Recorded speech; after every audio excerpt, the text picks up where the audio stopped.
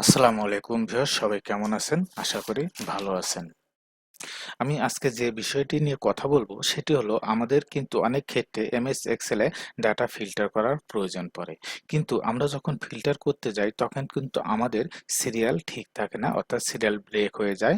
হ্যাঁ, তো আমরা দেখব যে এই সিরিয়ালটি ঠিক রেখে কিভাবে ডাটা ফিল্টার করতে পারি। যেমন ধরুন যে এই যে আমি এটা এই ওয়ার্কিং এরিয়াকে সিলেক্ট করে দেন আমি যদি শুধু পাবনার ডাটাকে দেখতে চাই, হ্যাঁ আমার ডাটাগুলো ঠিকই আসলো সুন্দরভাবে, বাট আমার কিন্তু এখানে সিরিয়াল নাম্বার কিন্তু ব্রেক হয়ে গিয়েছে, অর্থাৎ সিরিয়াল নাম্বারটি ঠিক নেই।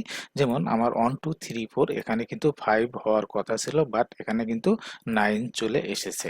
সো আমরা এই কাজটি করব যাতে আমরা ফিল্টার করলেও আমাদের এই সিরিয়াল নাম্বারটি ঠিক থাকে।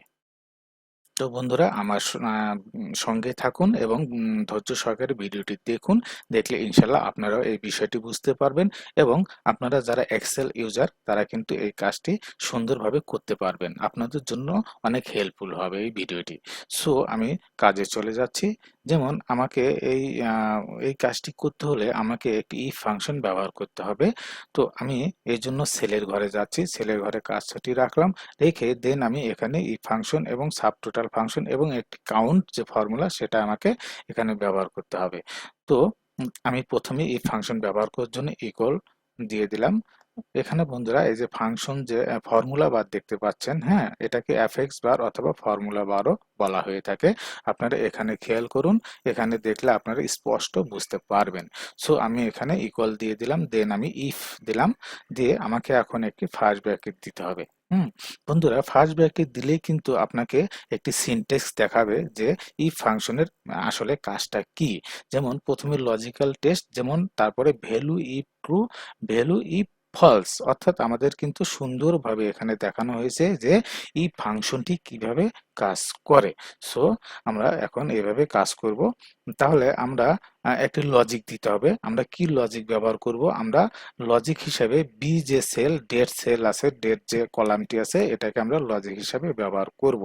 এখানে দেখতে পাচ্ছেন বন্ধুরা বি এবং এখানে আছে 8। সো আমরা এখানে দেব বি এবং 8, অর্থাৎ লজিক টেস্ট হিসেবে আমরা এই সেলটি আমরা ব্যবহার করব। তো B8 দিয়ে দিলাম, দিয়ে আমরা ইকুয়াল দিলাম, দিয়ে আমরা দিচ্ছি যে B8 অর্থাৎ এই রোটি সমান সমান যদি আমার ফাঁকা হয়, ঠিক আছে, এখানে যদি কিছু না থাকে তাহলে তোমরা এটাকে ফাঁকা, এই যে সিরিয়ালের যে মানে এই ঘরটি তোমরা এই ঘরই তোমরা ফাঁকা দেখাও, এটার সাথে এটা আমরা দিয়ে দিলাম। বন্ধুরা এখানে B8 ইকুয়াল টু এই যে দুটি কোটেশন দিলাম, ডাবল কোটেশন, এর মানেই কিন্তু এক্সেলের ভাষায় ফাঁকা বোঝায়। সো তাই আমি এখানে ডাবল কোটেশন দিয়ে কমা দিলাম যে B8 ইকুয়াল টু যদি ফাঁকা হয় দেন তোমরা আবার ফাঁকা দেখাও। হ্যাঁ, আচ্ছা, এরপর আমরা একটা কমা দিয়ে দিলাম। এখন আমি সাব টোটাল ফর্মুলা ব্যবহার করব। হ্যাঁ, সাব টোটাল ফর্মুলা কেন ব্যবহার করব? কারণ সাব টোটালের কিন্তু একটি অত্যাধুনিক ম্যাজিক শক্তি রয়েছে। যেমন এখানে যদি আপনি এই যে ওয়ার্কিং এরিয়া যদি আপনি সিলেক্ট করেন যে যে কোনো একটি ওয়ার্কিং এরিয়া দেখতে চাচ্ছেন, হ্যাঁ যেমন এই যে সাব টোটাল, হ্যাঁ এখানে যেটুকু আমার ডাটা ভিজুয়ালাইজ হচ্ছে সেটুকুই কিন্তু এখানে যোগফল দেখাচ্ছে। হ্যাঁ, তো এটা এই জন্যই আমি এখানে সাব টোটাল ফাংশনটি ব্যবহার করব। তো আমি এখানে কমা দিয়ে দিলাম এবং এখানে আমি সিম্পলি টাইপ করলাম সাব। তো এটা আপনি টাইপ করার সাথে সাথে কিন্তু আপনার সাব টোটাল ফর্মুলাটি এখানে চলে আসবে। সো এখানে আপনি একটি ডাবল ক্লিক করে দিবেন। হ্যাঁ, তো এরপরে দেখতে পাচ্ছেন এখানে অনেকগুলো ফর্মুলা এখানে দেখা যাচ্ছে। এখানে দেখতে পাচ্ছেন বন্ধুরা কাউন্ট এবং কাউন্টে, তো এই দুটোর কাজ ডিফারেন্ট। সো আমরা কোনটিকে নিব, কাউন্ট নিব নাকি কাউন্ট এ নিব? কাউন্টের কাজ হলো শুধুমাত্র আপনার নাম্বারকে যোগ করে, কাউন্ট গণনা করে। হ্যাঁ, আর কাউন্ট এ নাম্বার এবং টেক্সট দুটোকেই গণনা করে, টেক্সট। সো আমরা এখন কাউন্ট এ নিব, কারণ আমাদের যদি এখানে কোনো টেক্সট ডাটা থাকে সেক্ষেত্রে যেন গণনা করে, তাই আমরা কাউন্টে দিয়ে দিলাম।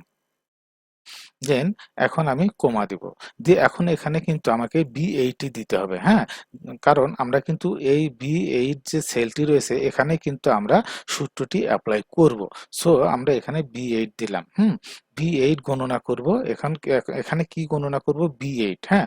তো B8 আবার আমি একটি কোলন দিলাম, আবার আমি B8 দিলাম।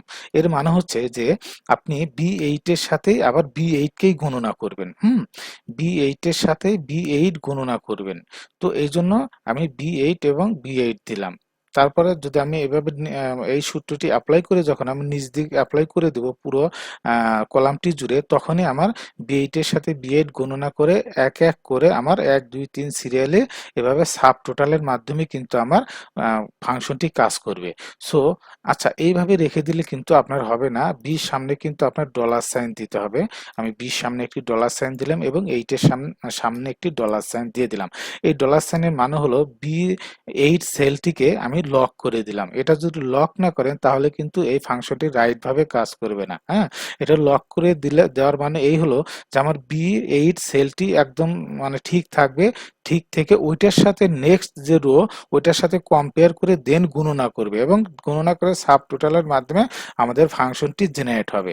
সো আমরা এই জন্য $, এবং $8 সাইন দিয়ে আমরা দিয়ে দিলাম। সো আমরা এখানে দুটি ফার্স্ট ব্র্যাকেট দিব, কারণ আমার ভিতরে এখানে দুটি ফার্স্ট ব্র্যাকেট ব্যবহৃত হয়েছে। সো আমি এখন ইন্টার প্রেস করব।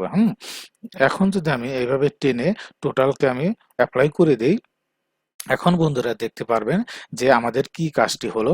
দেখেন, এখন যদি আমি ওয়ার্কিং এরিয়াতে সিলেক্ট অল তুলে দিয়ে যদি আমি শুধু পাবনা সিলেক্ট করে দিই, দেখতে পাচ্ছেন বন্ধুরা আমার সুন্দরভাবে পাবনার ডাটা শো করলো এবং এখানে কিন্তু আমার সিরিয়াল নাম্বারটিও ঠিক আছে। সো আমার সিরিয়াল নাম্বারটি কিন্তু মানে ব্রেক হয়নি।